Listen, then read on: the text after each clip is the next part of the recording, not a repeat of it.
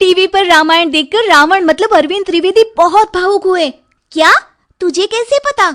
Hello app से। देख, ये है हेलो ऐप। जैसे ही आप हेलो ऐप डाउनलोड करते हो, ऊपर सर्च बार में हेलो ट्रेंड्स मिलेगा, जिसमें सभी ट्रेंडिंग न्यूज, वीडियोस, आर्टिकल्स मिलेंगे। उससे आप डे टू डे इन्फॉर्मेशन से अपडेट रख सकते हैं। ये तो बहुत अच्छा ऐप है। मैं अभी डाउनलोड करके खुद को अपडेट करती हूँ। लंबी बहू। सुजाता बहन का बेटा फौज में था, लंबा चौड़ा हट्टा कट्टा। उसकी शादी होती है सुहानी से। सुहानी की हाइट इतनी लंबी होती है कि सभी गांव वाले हैरान रह जाते हैं। अब वो जहां भी जाती, लोग उसकी लंबाई देखकर आश्चर्य करते। एक दिन सुहानी कुएं से पानी भरने जाती है कि गांव की सभी औरतें उसे घूर घूर के देखने लगती है। हे भगवान, इतनी लंबी भी कोई औरत होती है क्या? नहीं ना बहन, हमने तो नहीं देखी इतनी लंबी औरत। अरे कहीं ये कोई चुड़ैल वुड़ैल तो नहीं? हाँ, इतनी लंबी तो चुड़ैल ही होती है। तभी एक औरत उससे कहती है, अरे जरा अपने पैर तो दिखा, कहीं उल्टे तो नहीं है ना? सुहानी ये सब सुनकर परेशान हो जाती है और घर आकर रोने लगती है। तभी उसका पति उसके पास आता है और कहता है, अरे सुहानी, क्या हुआ? क्यों रो रही हो? यहाँ सब मेरी लंबाई का मजाक उड़ाते हैं। वो लोग मुझे चुड़ैल कहकर पुकार रहे थे। क्या मैं चुड़ैल लगती हूँ? सुहानी की बात सुनकर उसके पति को गुस्सा आ जाता है। अरे कौन तुम्हें चुड़ैल बोल रहा है? जरा बताओ मुझे। मैं लंबा हूं तो मेरी बीवी भी तो लंबी ही होगी ना। और एक बात समझो, वो लोग तुम्हारा मजाक नहीं उड़ाते, बल्कि वो तुमसे जलन महसूस करते हैं कि वो तुम्हारी तरह लंबे नहीं है। सुहानी को समझाकर उसका पति चला जाता है। सुहानी भी थोड़े वक्त के लिए ठीक हो जाती है, लेकिन वो कहीं भी आने जाने से परहेज करने लगती है। एक दिन उसकी सास उसे कहती है, अरे सुहानी बेटा, जरा तैयार हो जा, आज काली के घर कीर्तन है ना, सभी को बुलाया है, खाना भी वहीं खाना है।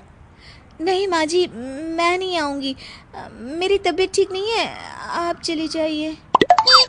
सास सुहानी की बात सुनकर अकेले ही चली जाती है। एक दिन फिर सास सुहानी से कहती है, अरे सुहानी, आज घर में पूजा रख लेती हूँ।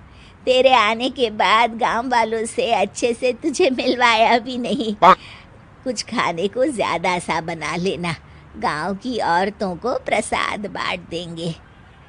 सास के मुंह से ये बात सुनकर सुहानी परेशान हो जाती है। करती भी तो क्या करती। फिर वो खाने में ढेर सारी पंजीरी और फल काटकर प्रसाद बना लेती है। गांव की कई औरतें सुजाता के बुलावे पर घर आ जाती है, लेकिन जैसे ही सुहानी उन लोगों के सामने आती है, वो लोग उसे देखकर हंसने लगते हैं। अरे सुजाता बहन, ये क्या बहू है या ताड़ का पेड़? इतनी लंबी, ये साड़ी कैसे पहन लेती है? तुम्हारे नाप की साड़ी आती है क्या? भाई, इतनी भी लंबाई किस काम की है? सभी सुहानी का मजाक उड़ाने लगते हैं, जिससे वो निराश होकर अपने कमरे में चली जाती है।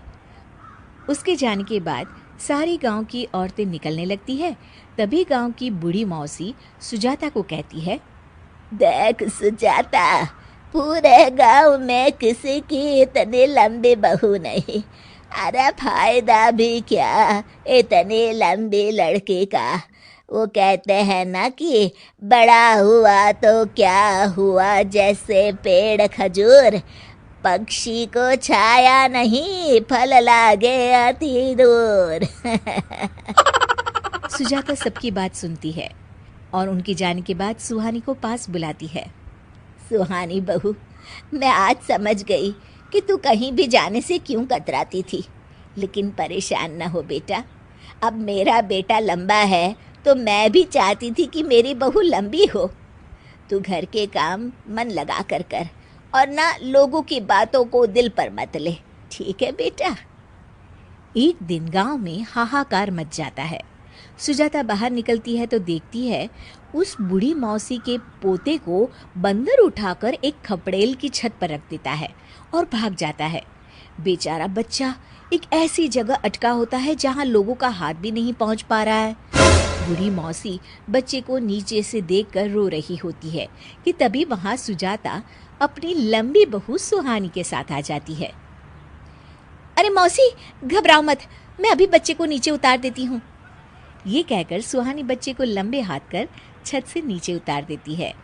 वो मौसी की गोद में बच्चा देती है। अब मौसी बोले भी तो क्या बोले।